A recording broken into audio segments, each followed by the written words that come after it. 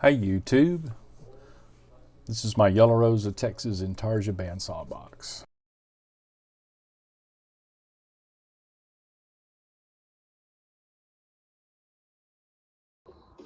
Okay, so I went over and I took this to the router and I rounded this edge over. It really softened it up. Really, I liked it a lot. So when I was over there doing it, I decided, I really haven't never done this before, but I went ahead and did the bottom.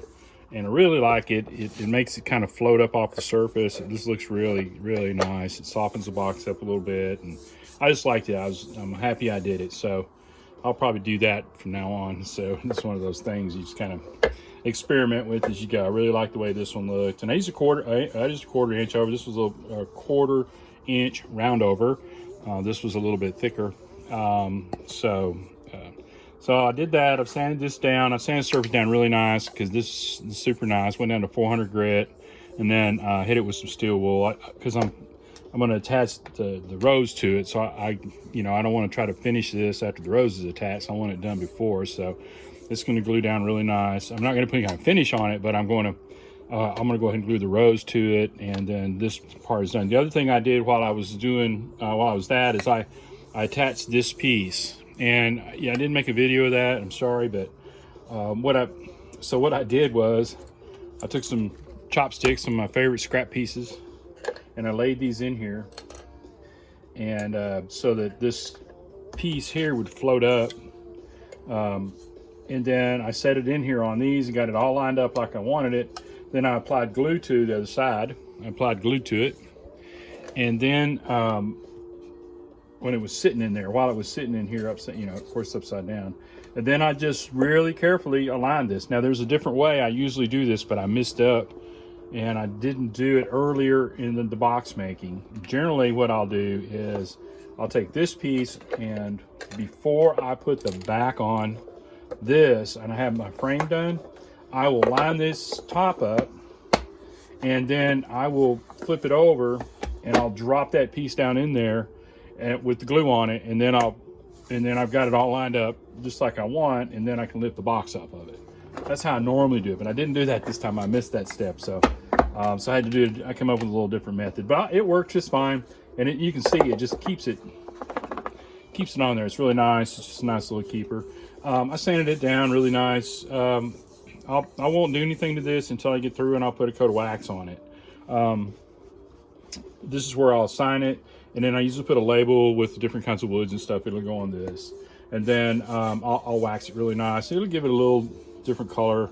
Baltic birch doesn't take stain well, so I'm not going to try to stain it or anything like that. So these things, I'll oil them up with some, I generally just use some Danish oil. And I'll oil this up real good. It's going to take a couple days. I will go ahead and glue this on here. And I'll show a little video about that. But then, okay, so I'm going to glue this rose up. There's a lot of different thought processes on this thing. Sometimes, most intarsia, you use a backer, and you're going to cut the side out. You're going to cut the piece out in the back, and you're going to glue it to there. So there's a couple of train of thoughts with whenever you're gluing up an intarsia piece. One, some people like to glue the edges together, okay? And that works okay. One of the problems you have, especially on a bigger piece, is you have that kerf buildup. So when you cut the two pieces apart, or pieces apart on the pattern, your pattern was only, a 32nd of the line was only 32nd of an inch long, and you went through there and you cut a 16th out. Well, those 16th of an inches build up over time. So you start over here, and by the time you get over here, your pieces don't fit anymore. It's kind of odd. So it's a problem. So one of the things you can do to go around that, or that I've found that works for me, and some people use silicone. I just like to use Titebond. And what I'm going to do though is I'm going to pick an anchor point, and I'm going to take one piece, and I'm going to glue that piece in, and then I'm going to walk away and let it sit up. And that's going to be my anchor. That's where this is going to be. So everything else is going to go against that. With it. So and then I'll drop it in place. I'll get everything back like I want it. I don't worry about these little peripherals too much. As long as they're pretty close where I want, it's going to be pretty tight. And I'm going to, I'll put a little pressure on that, and I'm going to let it sit. And then I'm going to come back after that's sat up. And then I can start doing my individual pieces, just one another, and I'm going to work my way around the rows until I get all the pieces in place. That just gives me something to push it, because if I don't do that, then if I get over here and everything's wet and I push it, everything's going to spread apart and fall apart. So if I do that way, it's going to lock itself in. So it's a really good way to do it. I found out that it's my preferred method anyway. So that's what I'm going to do next.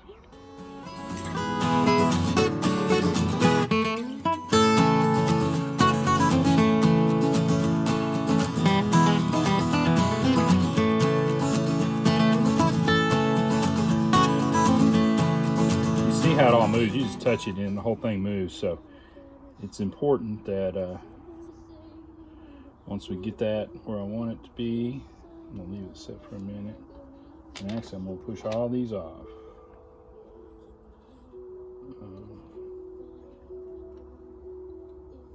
And I'm not gonna touch it anymore. I'm just gonna go away.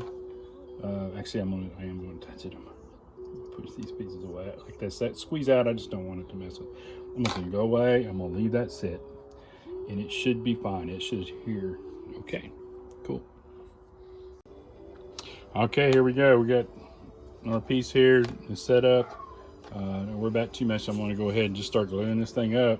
We'll just start with the little middle pieces next piece.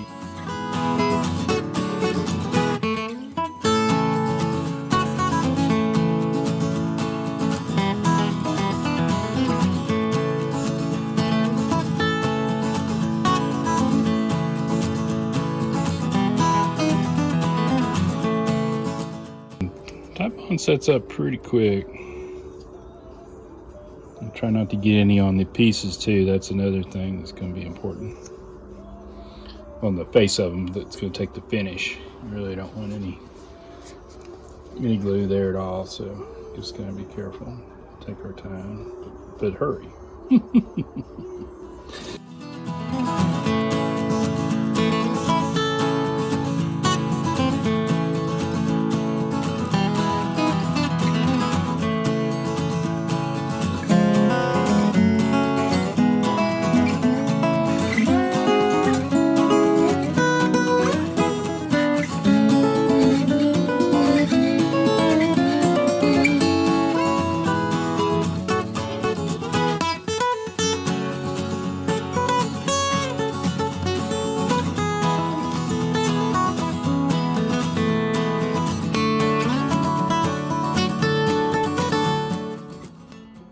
Okay, so you get the idea. Cool. Okay, it's all glued up. I'm gonna mess with it a little bit. It's a little bit. It's nice and tacky. It's pretty sad. It's not. None of the pieces are going anywhere. But I'm gonna mess with it for. I'm gonna set it aside, let it dry overnight before I do anything else. One thing I do want to say is I did have a little squeeze out a couple little spots on the outside. I just take a Q-tip and a little bit of water, and I get in there and get it while it's still wet, and it really makes a difference if you do it then. It's really hard to get it off if you try to scrape it off after it dries. So get in there quickly and try to get with a little bit of water, and it should work just fine. So you know, as far as the box assembly and build is done, it's just a matter of finishing and flocking. So that's where we're at. Okay, so I should have really should have done that. So I saturated. I try to just keep that saturated, but the color it just changed the color just like crazy. You can just see that, and that especially in that long Texas winter sun. Oh, by the way, yeah, this is like February. Is this the 1st? Yeah, today's the 1st of February. It's almost 80 degrees here in Dallas today. Advantages of living in Texas. I can get out here today. I've got a long sleeve shirt on and it's hot, but so you can see all the color, and that paddock just, man, it's just beautiful. I'm gonna do this quite a few times. I'll probably put 3 or 4 coats of this on, and then what I'll do is I'll let it set up. I'll add some more. I'll let it set up a little bit, and then I'll rub it all down, let it set overnight, and then I'll do another coat in the morning, just basically the same way. And then I'm gonna rub it all down and then let it set all day tomorrow, and probably put another coat on tomorrow evening. So that'll be the process for this oil. I'm not looking to do some kind of French polish or anything on it. I just want this wood to carry this oil really nice. And then I'm going to use spray lacquer.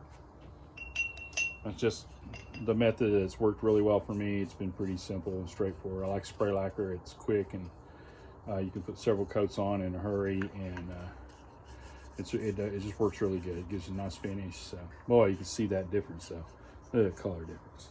It just, man, that oil just pops it. Boy, if you can see in that maple, oof. And you look down in that deep maple and you get that oil on it, it's gorgeous. Got a little bird's eye to it.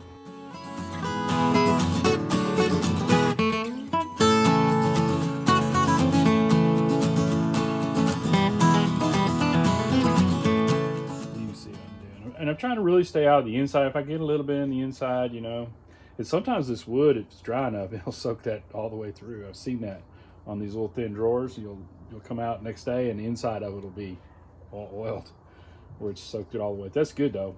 We want it to take up that oil. It's thirsty. So, all right, I'm gonna let those dry for a while. Not too long, maybe about 20 minutes, 15 minutes, and then I'm gonna come down. I'm gonna take a clean cloth and I'm gonna wipe them all down. It's really gonna be an old used sock, so that's what I'm gonna do. I'm gonna wipe them all down. Okay, I've got the boxes and everything. I got a nice finish on these. Used a satin lacquer after the oil. 3 or 4 coats on there. Turned out really nice. It's really smooth. I followed them up with a little steel wool between coats and in between, so they're really just soft as silk. So really nice. You can see the finish on this turned out really nice.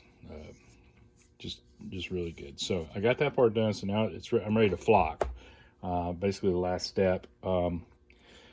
I did cut out, I didn't show this, but I did cut out a star out of the yellow heart. And I left the top on because I'm going to flock the sides of that star. I'll cover it with flocking, we'll peel it off, and we'll have that nice little yellow against the flock. It's gonna look really nice. So the next step is I'm gonna mask all these off with blue painter's tape.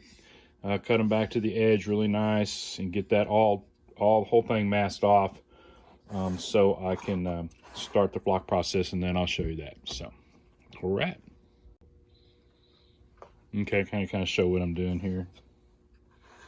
I put my tape around here. Got me a nice sharp razor blade. Kind of important to use a good sharp razor blade. You don't want to use an old dull one. You want to get nice cuts on these. Just kind of cut through along that edge. You can kind of work that blade against the edge of the wood. You gotta be careful. You can kind of slice into that wood. You can kind of damage it a little bit. You have to be kind of careful. You just can't go crazy on it. I leave the outside. I don't need to mask it off. There's no need to. Matter of fact, what I'll do sometimes, I just kind of fold it down over. See it on there. When I get through, I'm going to go ahead and make sure there's no places like that right there. I'll have to just kind of clean these up. Kind of get those. They'll definitely show up. That paint will get there and it'll wick it up and under. You can kind of come along here. There's several ways you can do this, but however you need to do it, just to get it masked off really nice. You want that nice clean line when we get through here. So I'm going to go ahead and do everything else up just like this, and we'll have them ready to go in and get flocked pretty quick. So there we go. Okay, so there's lots of videos out there about flocking, and you can see how to do this. I'm going to use a wine color, and I'm going to show you how this all works. So I'm just going to take this this paint that comes with it. I have used just acrylic paint before, and it works okay in a pinch, but I found that the flocking doesn't hold quite as well, and it's a little thinner than I'd like.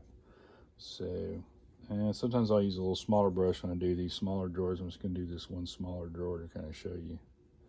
So what we're going to do is we're going to coat all the wood surface in there with this paint. I'm sure get up in. That's why we got to mask it off, because you would have it all over this thing. And there's going to be a little bit. It's going to bleed up in there just a little bit here and there, and there'll be a place where you didn't get the blue tape attached just quite as well. And we just deal with those when we're done. Sometimes you have to just kind of get a razor knife and kind of scrape the paint away. But the main thing here is you want a nice coat of this. You don't want to get too stingy on it. You want it to be fairly heavy. If you got a place that's a little thin, just add a little more. It doesn't matter if it puddles a little bit. We're gonna let that do this. So, okay, so I like to use a box like this. And I've got it, you can see wine, that's the color I'm doing. I've got several colors, so I've got several boxes of this. I've taken my fibers, there's in a bag. This is some of it right here, this little fiber stuff. And I have filled my flocking, my tube about, I don't know, about halfway, 2/3 of the way full. And you see it's got the holes in it. All we're gonna do is we're just gonna take this and we're gonna shoot that down in this box. We're gonna get it really saturated with all these fibers. We're gonna walk around in circles and get it from every angle. Make sure every little bit is covered. And it should be pretty good. I am going to, if my light's not the best in the world, I'll just take a flashlight and I can look down in there and I can see that that's got some really nice coverage. You don't want to do anything really to disturb it at this point. You just want to set it aside. We're going to set that aside, and that's going to dry until tomorrow. So overnight. I'm not going to mess with it until it's dry tomorrow. So if you do mess with it, it has a tendency to knock the fibers loose, and you don't get as good coverage. So that's how you flock it. I'm going to do the rest of them and be back.